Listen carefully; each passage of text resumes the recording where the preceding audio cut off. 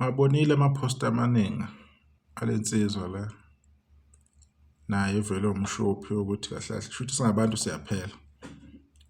Nathi asazi ukuthi siyophelelaphi ngezinto esizikhulumayo ezama ukwakha sibuyise ulimi siqoqe sizama ukukhuluma into ezakhayo. Asazi ngalokho ukuthi omunye ngeke akuthandeni.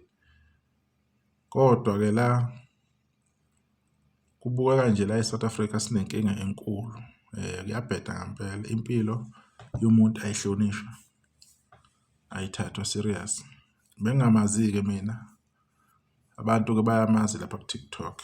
Abantu bayazana ku-TikTok. Thina u-TikTok singena sakubhazi. Abantu bayazi ngempela-ke bona ukuthi ubani lo udume ngani. Lensizwa le ngiyacabanga na ukuthi ama-videos wayo bekuwumuntu athi ukhonze yena futhi SK.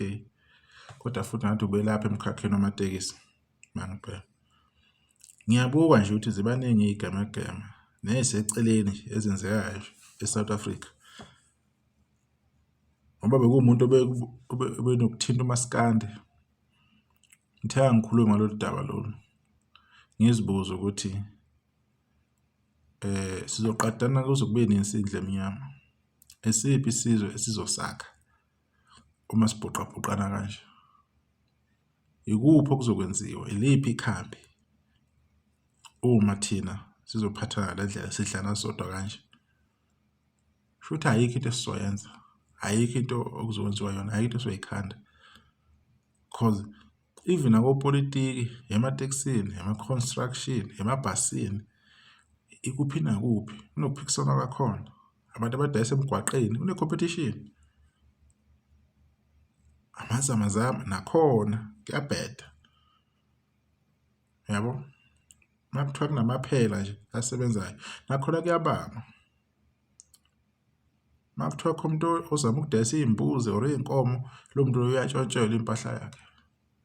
So okusho ukuthi ayikho into esizoba yiyo thina ndle emnyama. Ayikho into esizoyenza. Ngibonile nje lensizwa idlala laphana nje i-music wayo. Bengiqala nqa-ke mina Nkosi yami. Ngibonile ukuthi bekuwumuntu othanda u-advertise uMaskandi, akhulume ngawo uMaskandi. Eyibekele nama-topics lawo awabekayo ngendlela awabeka ngayo. Kodwa ke akuna video engingayikhomba mhlawumbe ngithi le mhlawumbe ibinocopho. Mhlawumbe lena ke ibibhekiswe kuphi kuphi. Angiwabukanga wonke. Kodwa ke futhi ke ezinye ke izinto eziseceleni esingazazi nanokuthi ke kwenziwa yini lokho, kudalwa yini lokho ukuthi singabantu sindle emnyama. I-solution kube ile yanto leyana ukuthi no, lo muntu asakudeserve ukuphila. Okusho ukuthi izingane kahle kahle izingane le ezingaka imizi engaka iyosala ingenamuntu, iyosala ingenababa, iyosala ingenamadodana akhona. Kuvalwa ngehlahla. Asazi ukuthi siphi lesisona esisenzile emhlabeni ukuthi sibe kanje singabantu bakithi. Nanokuthi liphi ligazi leli likhokhela ini leligazi lingaka ngoba akuphili. Uzwa lokho. Umuntu uyogcina esaba nokuphuma endlini because impokodo ayiphephile, amadoda aphephile. Asazi ukuthi ikuphi osekuphephile manje nokuthi uyothemba bani asemasontweni. Nakhona kuyabheda. Ulaka olungaka angazi lokwehla kanjani. Kodwa ke singabantu abamnyama khona singakwenzi kahle. Esesakulahla okwakuyinto yethu eyokwenza ukuthi kuthobeke le moya engaka ebusayo evunguzayo ingayitholi indawo ezimpilweni zethu naseyinhlizweni zethu. Ngoba yiyo le moya esilawulayo esiyithathayo bese siyithatha khona bese iyasicontrol singakwazi nokwenza lutho. Lesizwe ilale kahle lokuthula umndeni oduduzeke, izingane zayo, ingoduso, umndeni, ifamily, yonke into.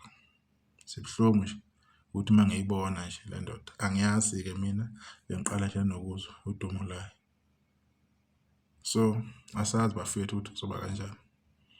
Into eyenza ukuthi ngiyithinta ngoba ngibona ngathi bayazela kuMaskandi abantu ngokuphusha into kaMaskandi. Thina sayithanda izinto kaMaskandi. Zinhle kakhulu. Because iqhamisa umculo wethu. Kodwa ke lo mculo wethu ngathi usunenhlese kakhulu. Akusajabulisi ngempela. Sale kahle umndeni oduduzeka.